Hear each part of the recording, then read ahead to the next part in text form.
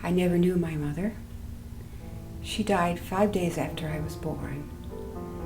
I was born January 20th, 1932 in Hanau, Germany. From the time my father married Marga when I was 4, he counted on me to live with him. I wish he had protested, for perhaps I would have been spared. When an apartment became vacant in my grandfather's building, we relocated, which was my good fortune. My grandparents had taken me to church. I had gone back to our apartment and was eating Sunday dinner when I gagged on a piece of meat. I spit it out and soiled my lovely dress. Marga grabbed me by my hair and started to beat me. My grandfather was in the backyard and heard my tormented screams. Charging into our apartment, he witnessed my tortured, sobbing face.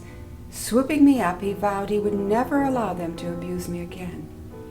He announced his plan to retrieve my bed and my clothes. I never lived with him again. I felt loved and safe with my grandparents. I had a special friend in those days. Her name was Judy. She was Jewish. One day there was a fierce pounding at my door. My young friend Judy stood alone with one braid tied on the end but the other aflow. She frantically delivered the message to my grandfather that the synagogue had burned. This was the night that the synagogues across the nation were burned. The history books dubbed it Crystal Night. We ushered her in.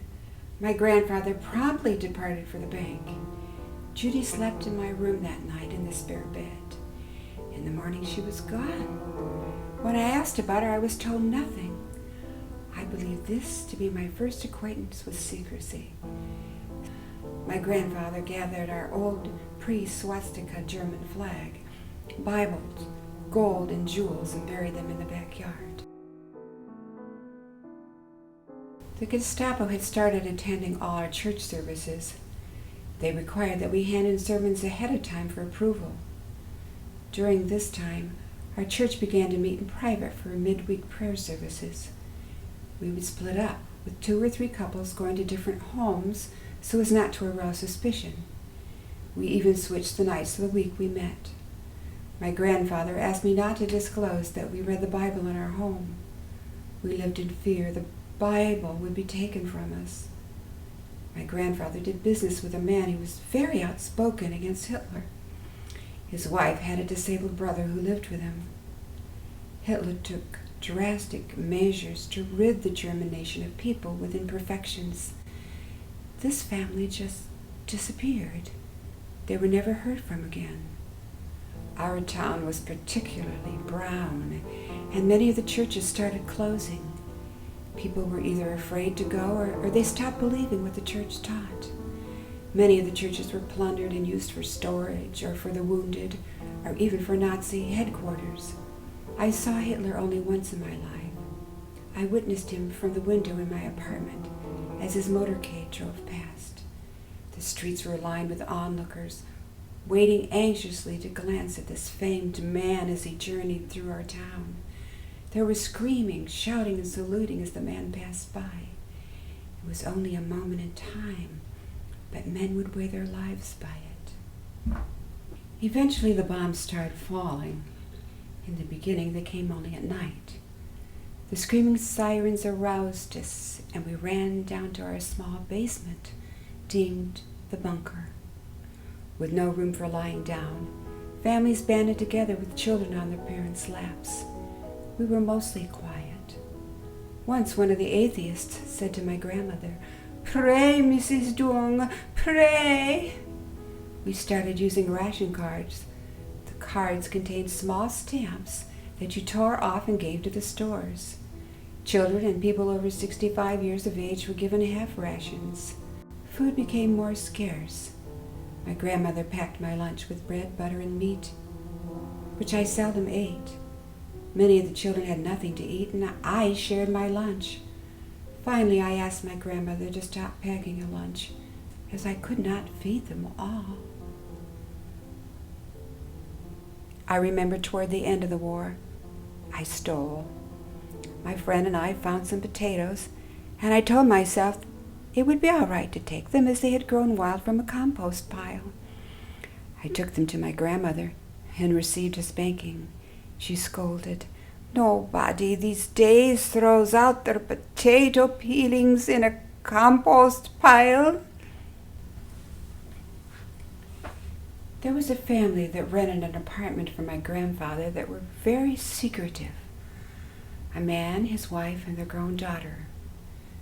They never talked to anyone except for pleasantries in passing, but no engaging conversations. If you knocked at their door, they would never answer. They acted as if they were not home, or only answered if you were expected. They would ask me to buy their groceries, which I was happy to do. My grandfather told me not to talk to them or to ask them any questions. Who were these people? They could have been Jews. If they were, my grandfather must have known, but it was a time of secrets and lies. My grandfather sent us to the country farm in Hessen because there was no food, and there was more food and safety there. My grandmother and I walked 3 days by foot to get there because there was no gasoline.